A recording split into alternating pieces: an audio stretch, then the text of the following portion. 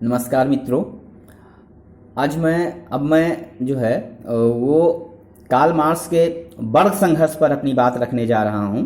Karl Marx ने एक जो थ्योरी दिया था, एक सिद्धांत दिया है वर्ग संघर्ष, क्लास स्ट्रगल का सिद्धांत, थ्योरी है ना।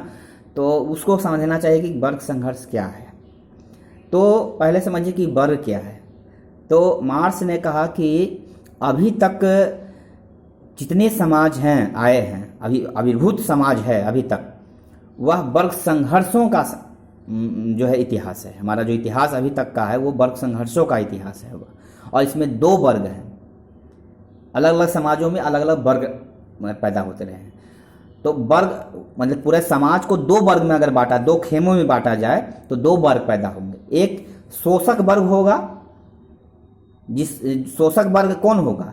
जिसने उत्पादन के तमाम साधनों पर कब्जा कर रखा होगा, जिसने शासन प्रशासन को अपने हाथ में ले रखा होगा, जो शासक होगा और दूसरे वर्ग का शोषण करेगा, तो वह शोषक वर्ग होगा उसको।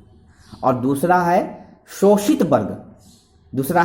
वर्ग, यानी वैसा वर्ग जिसके हाथ में उत्पादन के साधन नहीं है, जो दूसरे की गुलामी करने के लिए विवश है, जिसको शासन प्रशासन में बहुत अपने हिस्सेदारी नहीं मिली हुई है, जो अपने श्रम पर जीवित है, अपनी मेहनत पर जीवित है, उसे हम शोषित वर्ग कहते हैं। जिसका पूंजीपति वर्ग शोषण करता है, जिसके पास है ना, मार्क्स ने कहा कि मजदूर वर्ग के पास क्या है? खोने के लिए कुछ नहीं है, लेकिन पाने के लिए पूरी दुनिया है। इसलिए उन्होंने कहा था कि दुनिया के मजदूर वो एक हो। तो ये इस बात को समझना चाहिए कि दो वर्ग हैं, एक शोषक वर्ग है, एक शोषित वर्ग है। और इसकी शुरुआत आज से नहीं हुई है। यह कह सकते हैं कि आदिम साम्यवादी युग के बाद, आदिम साम्यवादी युग में मैंने अपनी बात रखी थी कि क्या था आदिम साम्यवादी युग। तो आदिम साम्यवादी युग में वर्ग पैदा नहीं हुआ था, लेकिन जैसे ही आदिम साम्यवाद के बाद दास युग आया तो दास युग में दो वर्ग पैदा हुए। एक दास प्रभु हुआ और दूसरा दास हो गया। दास प्रभु शोषक हुआ, जिसके पास उत्पादन के तमाम औजार थे, तमाम संसाधन थे उनके पास, और शासन प्रशासन में भी वही हिस्सेदारी थे, उनकी ही हिस्सेदारी थी। और दूसरा हुआ मजदूर वर्ग, ठीक है, मैंने दास, जिसको गुलाम बना करके जो है, जिनसे खेती बाड़ी का काम होता था, अन्य घरेलू काम लिए जाते थे, सामाजिक काम करवाए जाते थे उनसे, तो वो गुलाम की अवस्था में थे। वो दास प्रभुओं के गुलाम थे वो। तो ये दो वर्ग थे। अब स्ट्रगल क्या हुआ? तो स्ट्रगल यही हुआ कि अब दास प्रभु चाहता, वो तो चाहेगा, जो शासक वर्ग होगा वो चाहेगा कि जो व्यवस्था है वो वही का वही रहे, हमारा शासन चलता रहे। लेकिन जो शोषित वर्ग है वो तो चाहेगा कि हम मुक्त हों इससे, क्योंकि वो उसमें पीड़ा में जी रहा होता है, तकलीफ में जी रहा होता है, तो उसको मुक्ति चाहिए होती है। तो मुक्ति के लिए जो है वो संघर्ष करता है। तो यहाँ पर दास प्रभु और दास में बीच में संघर्ष होता है, इन दोनों के बीच में स्ट्रगल होता है। दास चाहता है कि हम दास प्रभु के बंधन से मुक्त हो जाएं, और दास प्रभु जो होता है वह चाहता है कि हम बनाए रखें। तो इसी के बीच में जो स्ट्रगल चलता रहता है, कभी दास विद्रोह कर देते हैं और कभी उसको उसके विद्रोह को कुचल दिया जाता है, कभी जीत जाता है, कभी हार जाता है। इस ढंग के जो स्ट्रगल चल रहे होते हैं, चला या दास युग में, उसे ही हम स्ट्रगल कहते हैं। वो दास युग का स्ट्रगल था, वो दास युग का संघर्ष था। फिर उसी ढंग से संघर्ष होते होते जब समाज और आगे बढ़ गया, और वो दास व्यवस्था, एक समय ऐसी स्थिति आ गई जहां दास व्यवस्था चल ही नहीं सकता था। वर्ग स्ट्रगल वहां इतना न तीव्र हो गया, जहां मुक्ति की आकांक्षा इतनी तीव्र हो गई कि लोगों ने विद्रोह पर विद्रोह करना शुरू कर दिया, और विभिन्न तरीके से जो है शासन करना मुश्किल हो गया। तब उन्होंने जो है वो व्यवस्था ही चेंज हो गई, दास युग ने क्रांति हो गई एक ढंग से कह लीजिए, और वह व्यवस्था बदल करके सामंतवादी व्यवस्था आ गई। तो सामंतवादी व्यवस्था में शोषण का स्वरूप बदल गया, शोषण नहीं समाप्त हुआ। तो उन्होंने फिर क्या हुआ? तो ये जो सामंतवादी व्यवस्था है, इसमें भी दो वर्ग पैदा हुए। एक सामंत हो गया और दूसरा हो गया रैयत यानी किसान। यहां भी दो वर्ग हो गए। यहां भी एक सामंत हो गया शोषक वर्ग, और दास हो गया शोषित वर्ग। रैयत हो गया, रैयत मतलब किसान हो गया शोषित वर्ग। तो यहाँ पर यहाँ भी दो वर्ग हमको देखने को मिलता है। और इन दोनों के बीच में भी संघर्ष होता है। अब राजा सामंतों के अधीन सारा जायदाद है, जमीन है, गांव है, खेत है, खलिहान, सब कुछ राजाओं के सामंतों के हाथ में है। सामंत मतलब राजा का प्रतिनिधि ही एक ढंग से वो सामंत है, ठीक है। तो उसी के जरिए, सामंतों के जरिए ही जो है वह मैंने जो है शासन करता था। मैंने दूसरी वीडियो में इस पर बात रखी है। तो यह संघर्ष भी धीरे धीरे और तीव्र होता चला गया। सामंत शुरुआत में तो जीतते चले गए, मान लीजिए रैयतों ने विद्रोह किया, किसान विद्रोह हुआ, किसान विद्रोह को कुचल दिया गया क्योंकि कम संख्या में थे, उनकी ताकत कमजोर थी। लेकिन धीरे धीरे किसानों का संगठन मजबूत होता चला गया और एक ऐसी स्थिति ऐसी आई जहां सामंत शासन करने की स्थिति में ही नहीं रह गए। वो कितना भी चाह ले लेकिन वो शासन कर ही नहीं सकते थे। तो उसी ढंग से जो है उनको क्या हुआ, सामंती व्यवस्था को टूट जाना पड़ा, वो खत्म हो जाना पड़ा और नई व्यवस्था आई जिसको आज पूंजीवादी व्यवस्था कहते हैं। तो आज पूंजीवादी व्यवस्था हुआ, लेकिन इस पूंजीवादी व्यवस्था में भी शोषण का स्वरूप जो है चेंज हुआ, लेकिन शोषण खत्म नहीं हुआ। अब जो है शोषण कौन करने लगा, अब दो वर्ग हो गए, पूंजीपति वर्ग हो गया और मजदूर वर्ग हो गया। यानी पूंजीपति वर्ग यानी जिसके पास पूंजी है, जिसके पास धन संपदा जमा है, ठीक है, जो दुनिया के 80% 90% संपत्ति का मालिक बना हुआ है और तमाम साधनों पर कब्जा किए हुए हैं, शासन प्रशासन पर भी उसी के प्रतिनिधि बैठे हुए हैं, उसी के लोग बैठे हुए हैं, तो वह शोषण कर रहा है, तो वह पूंजीपति वर्ग होगा। मजदूर वर्ग हो गया, जो किसान था एक ढंग से मजदूर में तब्दील हो गया, कह लीजिए दास जैसे किसान में तब्दील हुआ, किसान अब मजदूर में तब्दील होता जा रहा है।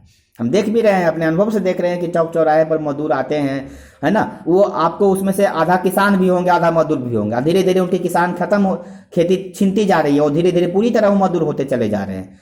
वह फिर एकदम पूरी तरह मजदूर होकर के वो फैक्ट्रियों में जाकर काम करते हैं या दूसरी जगह काम करते हैं, ठेला रिक्शा चलाते हैं, कि कहीं से पर रह लेते हैं झुग्गी झोपड़ी दे करके या छोटे किरायों में कहीं पर, जहाँ पर कोई विशेष सुविधा नहीं है।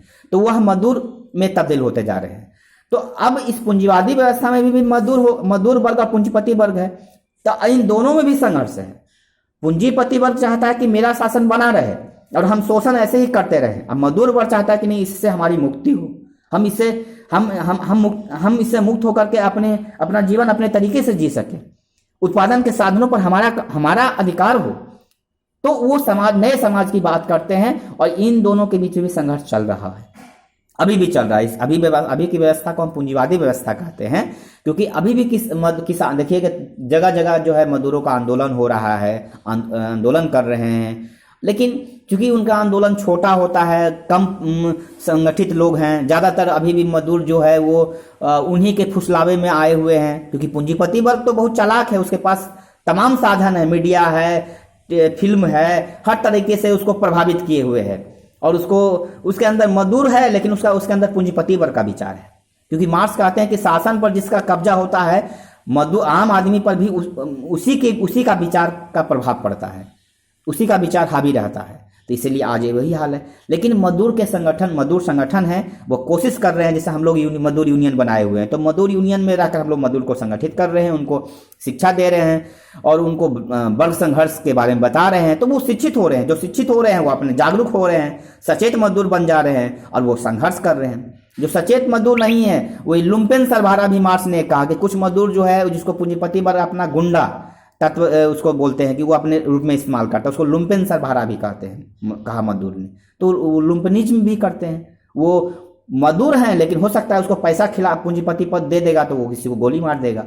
तो ये लुम्पेन सरभारा की भी प्रवृत्ति कुछ मजदूर वर्ग में है, लेकिन उससे मुक्ति हमें माने इन सब को हमें जब तक हम संगठित नहीं करेंगे तब तक ये सब चलता रहेगा। तो मार्क्स ने कहा कि ऐसी बात नहीं है, मतलब ये वर्ग संघर्ष ठीक अभी कमजोर है, लेकिन एक ऐसी स्थिति आएगी जब ये पूंजीपति वर्ग शासन करने में असमर्थ हो जाएगा, मजदूर आंदोलन इतना तीव्र हो जाएगा, मजदूर इतने संगठित हो जाएंगे और अपने हक अधिकार के लिए इतने लंबे संघर्ष करेंगे, इतना कड़ा संघर्ष करेंगे कि मजदूर वर्ग के नाक में दम कर देंगे, पूंजीपति वर्ग के नाक में दम कर देंगे और शासन उलट जाएगा, बदल जाएगा।